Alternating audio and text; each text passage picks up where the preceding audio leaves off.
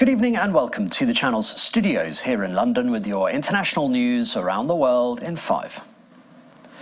Donald Trump has challenged the US President Joe Biden to TV debates as the rivals hurtle towards a White House rematch following their sweep of the Super Tuesday votes. Posting online in capital letters, the Republican said he would take part in a TV forum with the Democratic president anytime, anywhere, any place. Mr. Biden's campaign said Mr. Trump was thirsty for attention and struggling to expand his appeal. No debates have so far been agreed ahead of November's election. Mr. Trump's challenge came hours after his last Republican rival, Nikki Haley, dropped out of the race to be the Republican nominee for the White House.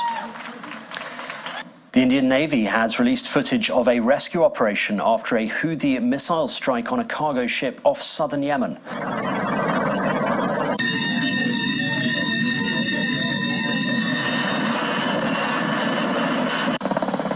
The owners of the Barbados-flagged True Confidence say 2 Filipino and 1 Vietnamese crew member were attacked and killed, which forced the crew to abandon the vessel.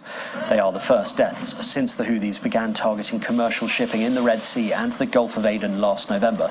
The Houthis say their attacks are to support the Palestinians in the war between Israel and Hamas in Gaza.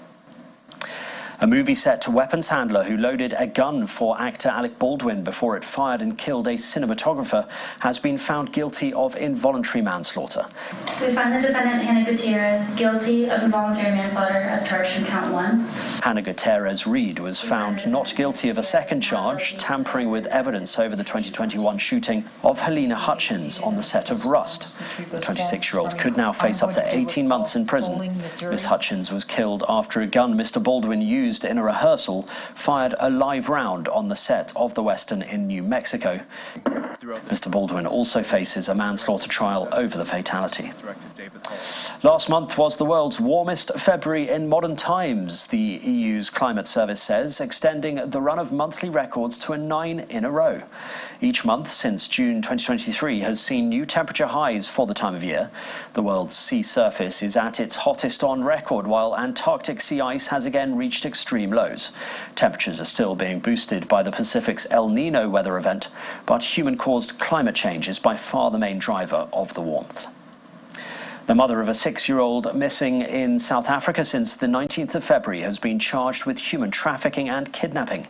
Kelly Smith was charged along with her boyfriend, Jacqueline Apolis, and 2 others following their arrest. Miss Smith's daughter, Jocelyn, disappeared outside her home in Sardana Bay, near Cape Town.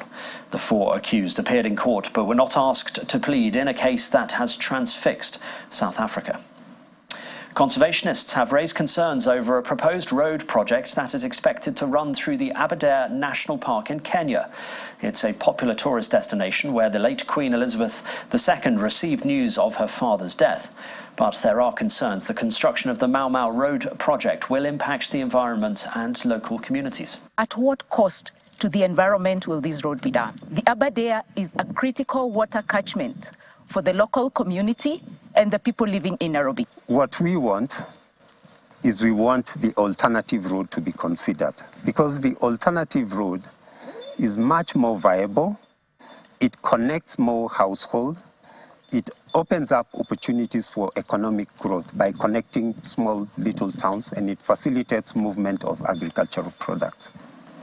And a local golfer has been left stunned after a mob of kangaroos interrupted his game at the Heritage Golf and Country Club near Melbourne in Australia. Look at this.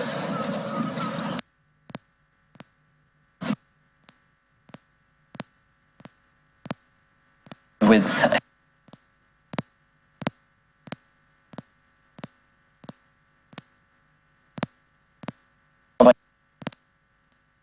Better not stand on my golf. A culling of kangaroos. After a public outcry, the club later reversed the decision and erected fences instead. And that's your international news around the world in 5. Now back to the channel's studios in Lagos.